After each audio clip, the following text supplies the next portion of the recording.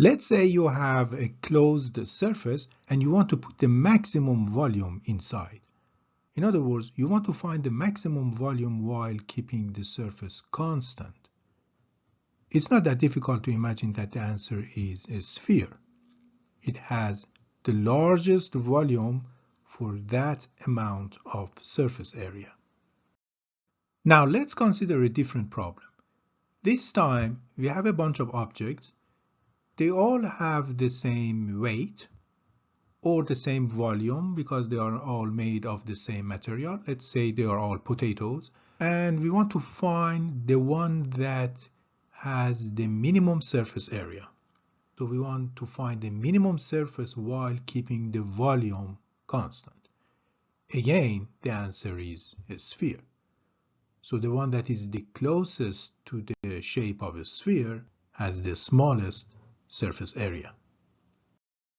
This page from Wikipedia shows you different objects, and you can see that among all the objects, a sphere has the smallest ratio of surface area to the volume.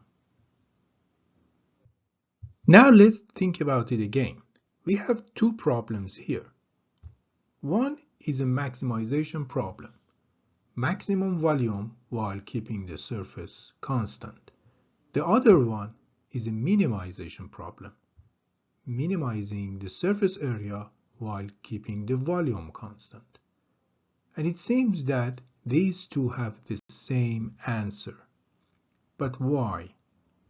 Because let's say if the answer to the maximization problem is a sphere, there is no reason that the answer to the other problem is also a sphere. These are two different problems, or at least they seem so. The answer to the other problem could be, I don't know, maybe a blob. So let's see what is happening here. We start by the maximization problem.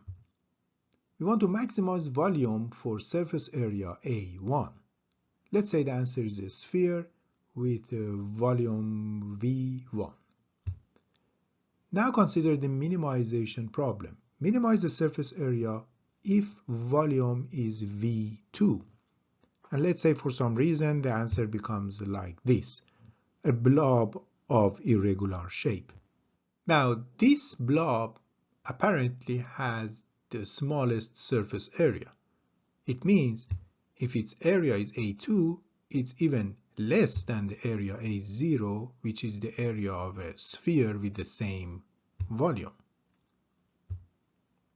Now let's scale both of these blue objects until the surface area of each one of them reaches A1. And A1 is the surface area of this maximization problem we first considered.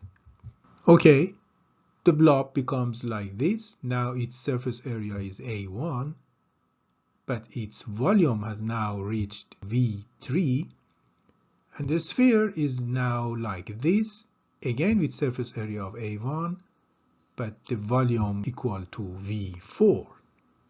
Now think about it. Which one of these two blue objects we had to scale more? Because A2 was originally less than A0, meaning the blob had a lower surface area of the sphere. To reach to the same surface area of A1, we had to scale the blob more than the sphere. That means starting with the same volume, now the volume of the blob is bigger than the volume of the sphere.